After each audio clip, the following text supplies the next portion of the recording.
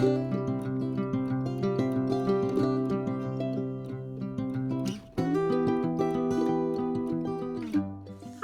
it's Karen W. from Kitchener Public Library. I'm a programmer at Central, and I'm doing the April Break Start Now Geopet. So you have a kit that includes some air dry clay. So as long as it's wrapped in cellophane and not exposed to any oxygen, it will stay malleable. So when you're not using it, just wrap it back up tightly. If it gets a little bit dry or you want it to create a really smooth texture, you can add a little bit of water, and that makes something called a slip, which is a little bit of a really watered down clay that you can use to smooth things. It comes with a couple containers. So we have a larger one and a small one with some grass seed. This is a fast growing medium, so that's why we're using it. And we are building a planter in the center. So you can either use the small container or the larger container. You have a popsicle stick for sculpting, shaping, cutting things. I have a toothpick, so it has a point, so you can also use this for textures or to carve. Some soil, and that's to go into our little plastic container. And I scrounged around and found some plastic utensils. So the forks are great for adding textures. If you want to add different volumes and different sculpting levels, you can use any part of that to sculpt. And what we're going to do is we're going to get started in 1 minute, and I'm going to turn the camera down so you can see what is happening. We're going to learn a few tips about how to sculpt. Then we're going to make a Geopet together. When you're done, I loosely cover mine with plastic and I let it sit for a day or two it takes to dry.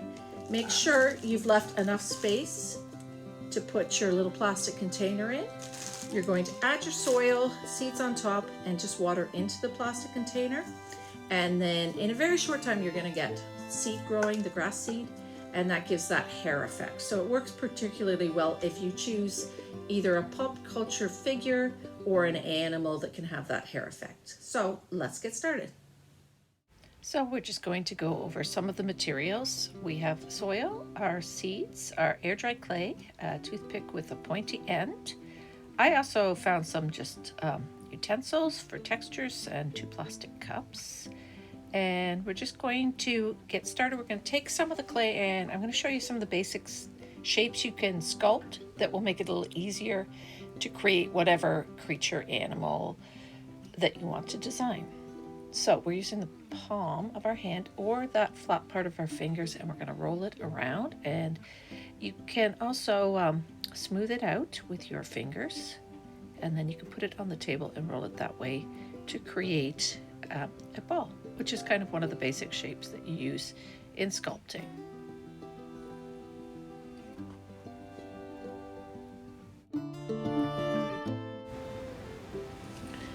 So once we have our circle, we're going to continue making a few more of our basic shapes. So again, you often start with a ball, so just roll it in the palm of your hands, and you can smooth it out with your fingers. And then if you press down just on the middle as you're rolling it, you get this nice kind of tube shape, which is a great shape for making like heads, bodies, arms, legs, different parts. So that's a really good basic shape.